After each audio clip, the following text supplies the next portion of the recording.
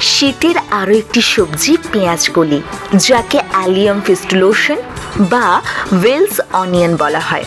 এটি মধ্য উত্তর পশ্চিম চীনের স্থানীয় সবজি। এটি প্রায় 1000 বছরেরও বেশি সময় ধরে চাষ করা হয়েছে। ফিস্টুলোশন এশিয়ান খাবারের একটি উপাদান, বিশেষ করে পূর্ব এশিয়া এবং দক্ষিণ পূর্ব এশিয়ার।